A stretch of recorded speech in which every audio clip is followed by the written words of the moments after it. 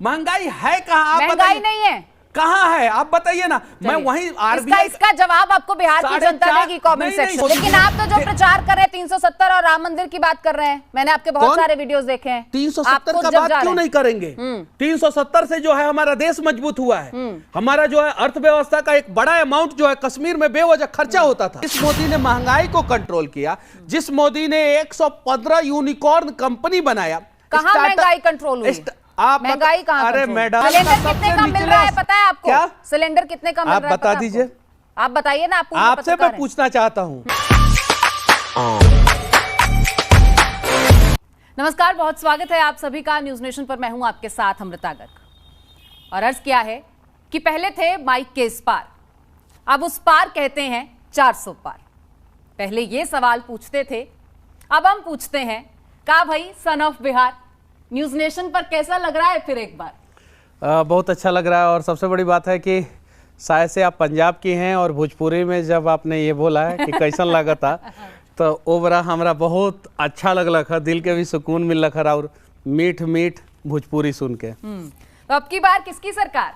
अब की बार जिसकी सरकार 2014 से है, 2019 में फिर दोबारा आया और 2024 में जो है उन्हीं की सरकार आने वाली है। 400 पार तो 100% हम लोग जाने वाले हैं। अच्छा मनीष साहब, इस एक महीने की बात करें या फिर पिछले पूरे एक साल की? बहुत कुछ बदल गया। उस एक साल में वो जेल यात्रा हुई, जिसके बाद मनीष कश्यप जब बाहर आते हैं तो उनका हृदय परिवर्तन हो जाता है। पिछले एक महीने की बात करें तो इतना सब कुछ हुआ है कि बीजेपी में ज्वाइन हो गए, आप बीजेपी के नेता हो गए। वो एक पूरा हमने प्रचार प्रसार का आपका पूरा हम वो देख रहे हैं किस तरीके से। तो कितना मनीष कश्यप को बदला हुआ आप देख रहे हैं जब आईने में रोज अपनी शक्ल देखते हैं? पहले रिस्पॉन्सिबिलिटी कम था, अब रिस्पॉन्सिबिलिटी ज्यादा हो गया है। तो अब सोच समझ के कुछ भी चीजें बोलना है, सोच समझ के कुछ भी चीजें करना है और देश हित में करना है, राज्य के लिए करना है, राज्य के गरीबों के लिए करना है।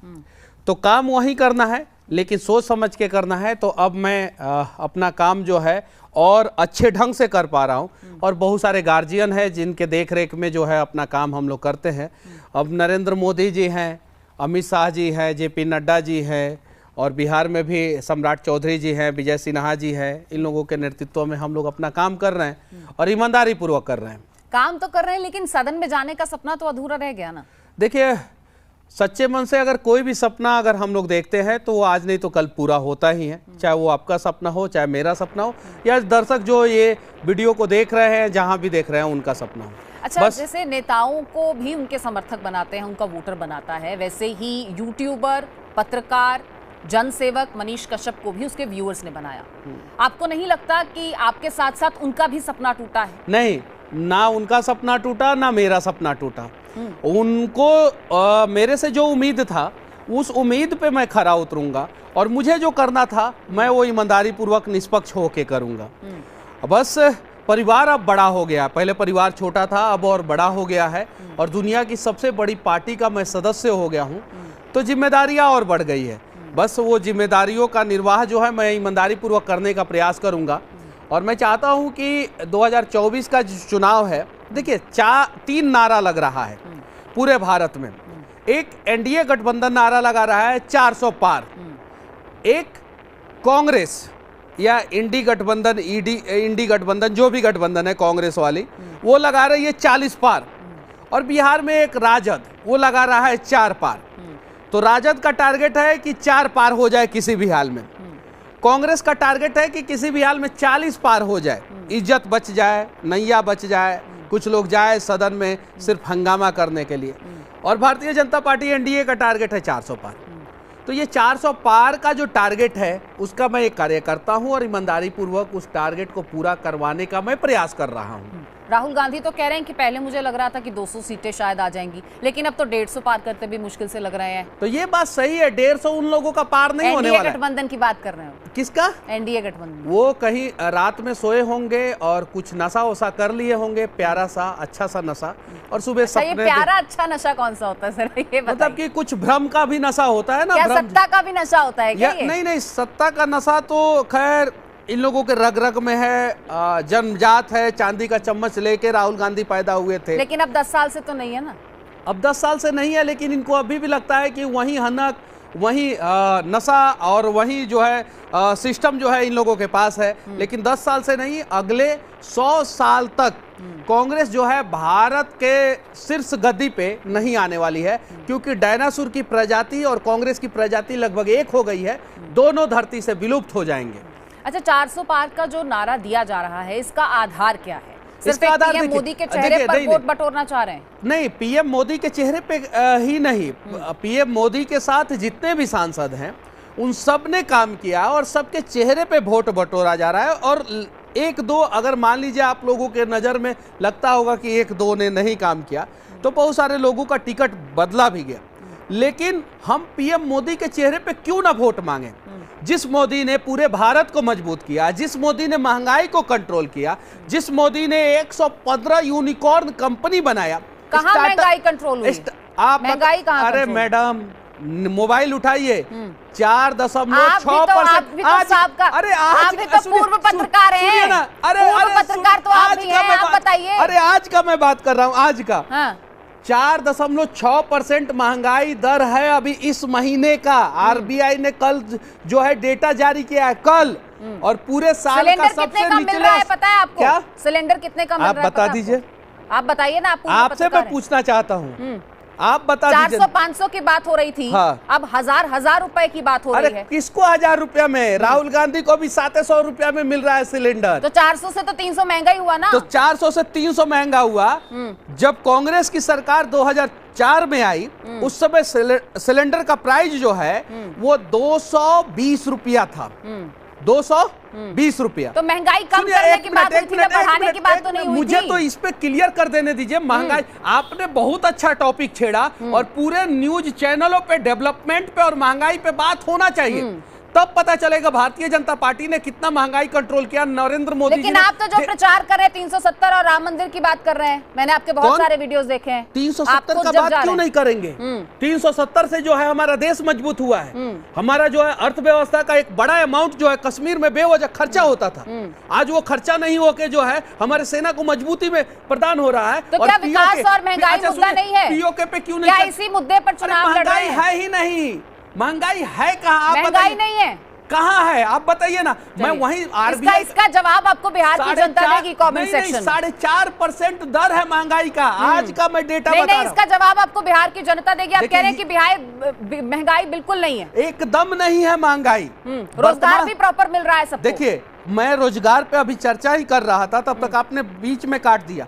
115 यूनिकॉर्न कंपनियां बनाई गई, और पूरे दुनिया में स्टार्टअप के मामले में भारत तीसरे नंबर पे आया।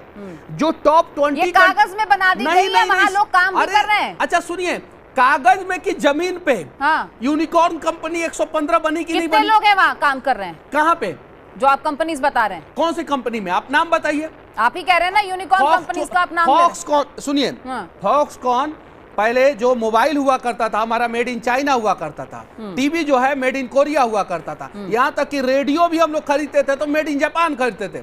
अभी फॉक्सकॉन ने इतना बड़ा कंपनी डाला है भारत में, जिसमें 50-50 हजार लोग काम करते हैं। एप्पल मोबाइल जो है टाटा मैन्युफैक्चर कर रहा है, एप्पल के साथ मिलकर बेंगलुरु में। बिहार में कौन से प्लांट लग रहे हैं? कौन सी कंपनियां हैं? बिहार पे आइएगा तो बिहार पे बात करेंगे। आप देश पे बात कर रही है तो देश का विकास में बता रहा हूं। बात करिए। और बिहार की जब बात कीजिएगा तो बिहार में रोजगार पे थोड़ा कम काम हुआ है, और ये मैं खुल के बोल रहा हूं। और बिहार में रोजगार पे काम होना चाहिए था, वो क्यों नहीं हुआ? तो नीतीश बाबू ने ऐसा काम क्या किया है? रोजगार आप कह रहे हैं मिला नहीं बिहार में, आप खुद कह रहे हैं। 2012 के बाद से स्टेबल गवर्नमेंट बिहार में नहीं था। नहीं था। किसकी गलती है? वो हम बिहार के पॉलिटिक्स की गलती है। बिहार के पॉलिटिक्स की गलती है, अनस्टेबल गवर्नमेंट की गलती है। और जब बार बार जोड़ तोड़ की सियासत हो रही है, वो नहीं होना चाहिए था। भारतीय जनता पार्टी, जनता अपने नहीं, भारतीय जनता पार्टी अपने जगह पे थी, है और रहेगी।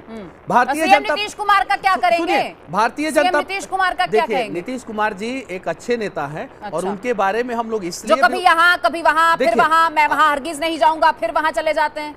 देखिए, वो आप कह सकती हैं, हम लोग नहीं आप कहेंगे। नहीं देख रहे हैं क्या? नहीं, हम लोग इसलिए भी नहीं कहेंगे कि आप भी पूर्व पत्रकार हैं मनीष साहब।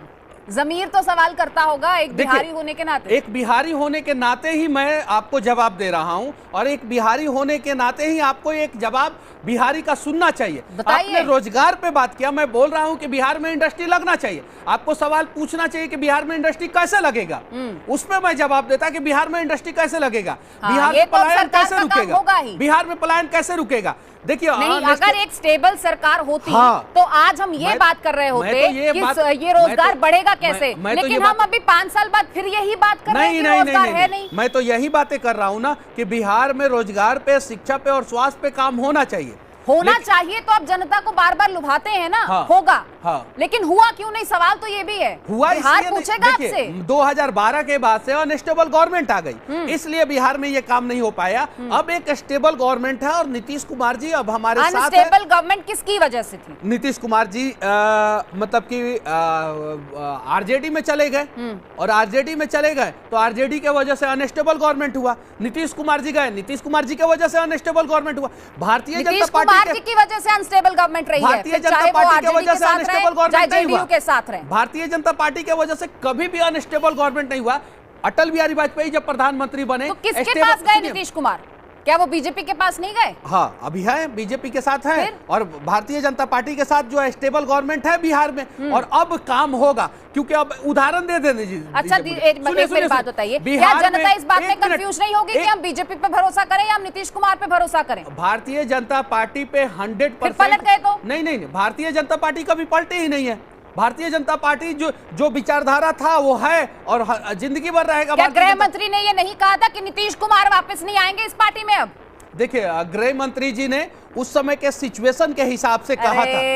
देखिए, आप कह रहे हैं बीजेपी नहीं पलटी है? बीजेपी नहीं पलटी है, बीजेपी अपने जगह पे जो थी। गृह मंत्री जो बयान देते हैं, क्या वो बीजेपी का बयान नहीं है? तेजस्वी जी जो बयान देते हैं कि चाचा ये है वो है, उनके पेट में दांत है, और फिर चाचा को मिला लेते हैं। तेजस्वी जी, झुके राहुल गांधी का सवाल मैं उनसे करूंगी। राहुल गांधी जो बयान देते हैं, राहुल गांधी जो बयान देते हैं, उसके एक बयान का मतलब आप लोगों को समझ में नहीं आता है, और इतने कड़वे सवालों का जवाब जो है हम लोग हंस के देते हैं। लेकिन अगर आप लोग जो है कांग्रेस से यही सवाल पूछिएगा तो कांग्रेस वाले आप लोगों को गोदी मीडिया कहना शुरू कर देते हैं। आप बीजेपी की तरफ से जवाब दीजिए। आप एक ईमानदार पत्रकार हैं, आप एक ईमानदार पत्रकार हैं, और जितना सवाल आप मेरे से पूछ रही हैं वही कांग्रेस गठबंधन के लोगों से पूछती तो अभी तक गोदी मीडिया का आरोप लग जाता। मुझे पिछली बार बंगाल ले जा रहे थे, आप मुझे बंगाल मैंने आपके साथ जाने के लिए हामी भरी। चलिए, जब आप विपक्ष के सामने मुझे लेकर जाएंगे तो वहां पर भी आप ही के सामने उनसे सवाल करूंगी, लेकिन फिलहाल आप मेरे सामने, तो मैं आपसे सवाल कीजिए ना, मैं हर एक सवाल का जवाब दूंगा। वोट प्रतिशत जो है, क्या वो सरकार की नाकामी को दर्शाता है? नहीं, किसको दर्शाता है? देखिए, जहां जहां वोटिंग परसेंटेज घटा है वहां पे कहीं नहीं तो कहीं जो इंडी गठबंधन वाले लोग हैं वो लोग परेशान हैं। क्यों परेशान हैं? क्योंकि एक पर्टिकुलर कम्युनिटी ने मान लिया है कि अब जो है भारतीय जनता पार्टी आएगी, तो पर्टिकुलर कम्युनिटी के पढ़े लिखे लोग जो है भारतीय जनता पार्टी को वोट दे रहे हैं या नहीं दे रहे हैं, तो वोटिंग परसेंटेज घट रहा है। बाकी भारतीय जनता पार्टी के को वोट देने वाले लोग जो है ना, पहले भी थे, आज भी थे और कल भी रहेंगे। आपने एक सवाल छेड़ के गोल घुमा दी। नहीं, मुझे ये बताइए कि दुनिया गोल है, जो कम हुआ है, क्या ये जनता की निराशा को नहीं दर्शाता? नहीं, जनता की, देखिए, भारतीय जनता पार्टी के वोटरों की निराशा को नहीं दर्शाता है, ये कांग्रेस के वोटरों की निराशा को दर्शाता है, जिनको कांग्रेस में भरोसा ही नहीं रहा। वोटिंग प्रतिशत बढ़ता ना एकदम धीरे धीरे। तो अभी 5वां चरण का है, 4 चरण बीत गए, 4 चरण, 7 में से 4 बीत गए, और वोटिंग प्रतिशत जो घटा हुआ है। 4 तारीख को जब रिजल्ट आएगा तो आपको खुद पता चल जाएगा कि किसकी सरकार बनी है। और सुनिए, 4 तारीख के रिजल्ट के बाद आप बुलाइएगा मुझे और फिर वही सवाल पूछिएगा। जो पीछे की स्टडीज बताती हैं, जो आंकड़े बताते हैं कश्यप साहब, वो यही कहते हैं कि जब वोटिंग प्रतिशत कम हुआ है तब तक सरकार के खिलाफ ही हुआ है। 4 तारीख को रिजल्ट आ जाएगा सामने, आप देखिएगा, और 4 तारीख को आप अपने चैनल पे जो है यही चीजें चलाइएगा कि भारतीय जनता पार्टी की तीसरी बार सरकार बन गई, मोदी जी युग पुरुष है, मोदी जी ने ये विकास किया, मोदी जी ने वो विकास किया, ये आपको चलाना पड़ेगा जब 4 तारीख को जो है फिर से भारतीय जनता पार्टी की सरकार बनेगी तो। और हाँ, एक चीज मैं और कहना चाहता हूं कि जो लोग वोट नहीं करते हैं उन लोगों को अगले 5 साल तक सरकार से सवाल करने का हक नहीं है। तो आप लोग घरों से बाहर निकलिए और आप लोग वोटिंग कीजिए, वोटिंग करना जरूरी है। ये आपने बहुत अच्छी बात कही, लेकिन जिन नेताओं को वोट करती है जनता, फिर वो पलट जाते हैं, फिर जनता ठगा हुआ महसूस करती है, वो जनता भी तो निराश है। देखिए, ऐसा नहीं होना चाहिए। ऐसा एक नियम भी लग जाना चाहिए कि अगर आपको जो है जनता जो है इस पर्टिकुलर गठबंधन के नाम पे अगर वोट दे रही है तो 5 साल तक आपको उसी के साथ रहना पड़ेगा। और अगर 5 साल तक नहीं रहते हैं तो मिड टर्म चुनाव होगा, और मिड टर्म चुनाव जो है ना रिमेनिंग पीरियड के लिए होगा, वो 5 साल के लिए नहीं होगा। मान लीजिए 2.5 साल आपने सरकार चलाया तो 2.5 साल के लिए मिड टर्म चुनाव होगा। अच्छा, काराकाट से पवन सिंह इलेक्शन जरूरी है। ठीक है, आपके बिहार की बात कर लेते हैं। काराकाट से पवन सिंह जी निर्दलीय चुनाव लड़ रहे हैं, तो आप क्या एनडीए के प्रत्याशी के लिए वहां चुनाव प्रचार करने जाइएगा? देखिए, वहां पे जो है भारतीय जनता पार्टी के तो प्रत्याशी नहीं खड़े हैं, एनडीए के प्रत्याशी खड़े हैं। उपेंद्र कुशवाहा जी, सुनिए, उपेंद्र कुशवाहा जी बुलाएंगे तो मैं जाऊंगा, लेकिन हम तो भारतीय जनता पार्टी के कार्यकर्ता हैं। हमारा पार्टी जहां आदेश देगा वहां जाएंगे, वहां प्रचार करेंगे। उपेंद्र कुशवाहा जी के पार्टी का सदस्य तो मैं नहीं हूं, वो गठबंधन में है। और वो अगर मेरे पार्टी से कहेंगे कि मनीष कश्यप की यहाँ पे जरूरत है, मेरा पार्टी बोलेगा कि तुम जाओ तो मनीष कश्यप जाएगा। मनीष कश्यप अपने पार्टी से बिना पूछे नहीं जाएगा, और मनीष कश्यप अपनी पार्टी के बारे में बताएगा। एक तरफ तो हर जगह मोदी का परिवार ये प्रचलित किया जा रहा है, पूरा देश मोदी का परिवार है क्या? पूरा देश मोदी का, मेरी बात सुनिए, है ना, पूरा देश। पूरा तो देश राहुल गांधी भी मोदी के परिवार है, पवन सिंह भी मोदी के परिवार है, आप भी मोदी। हम कहाँ डर रहे हैं? तो सवाल पूछने तो दें। हाँ, एक तरफ तो कहा जा रहा है मोदी का परिवार, दूसरी तरफ कह रहे हैं आप कि वो तो बीजेपी है, वो अलग पार्टी है।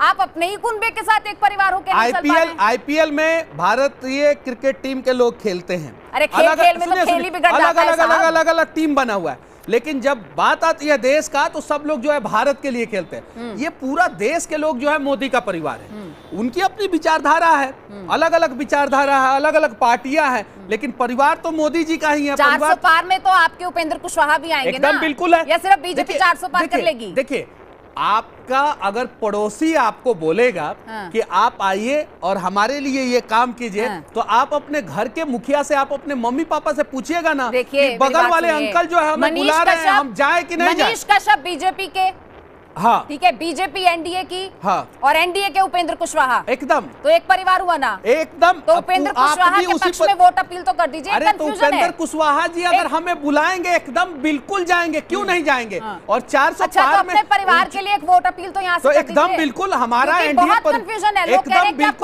एनडीए परिवार के समर्थन में आप लोग वोट कीजिए। और हम वादा करते हैं कि विकास जिस प्रकार से पिछले 10 साल में हुआ है, 100 दिन में 100 किलोमीटर सड़क, एक दिन में 100 किलोमीटर सड़क का हमने रिकॉर्ड बनाया है।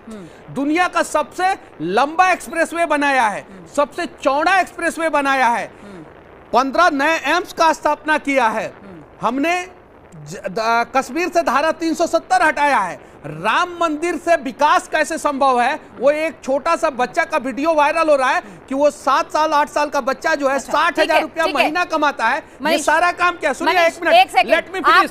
एक सवाल मेरा मुझे लेने दीजिए। आपने कहा कि अगर यादव के नाम पर आपको वोट करना है तो खेसारी लाल यादव को छोड़कर किसी भी यादव को वोट करिए, और अब आपका एक और वीडियो वायरल हो रहा है उन्हीं खेसारी लाल यादव को छोड़ के। ये वीडियो ही नहीं है, ये 2 वीडियो वायरल हो रहे हैं, दिखाइए एकदम, आप अपने आपको दिखाए जाएंगे, स्क्रीन पे दिखाइए। हमने बोला है कि यादव के नाम पे वोट करना है तो लालू यादव को क्यों कीजिएगा?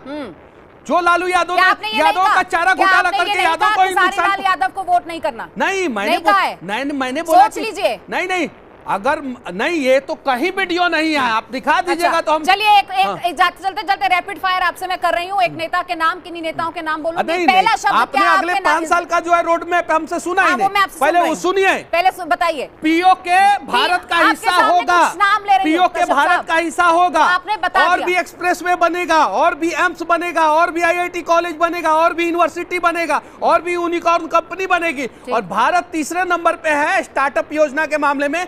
पहले नंबर पे आएगा और 5वें नंबर पे इकोनॉमी के मामले में है, तीसरे नंबर पे आएगा और भारत के प्रधानमंत्री दुनिया के सबसे मजबूत नेता फिर से बनेंगे। रैपिड फायर में कुछ नेताओं के नाम लूंगी, कुछ लोगों के नाम लूंगी। पहला शब्द आपके जहन में क्या आता है ये बताते जाइएगा। तेजस्वी यादव, 9वीं फेल।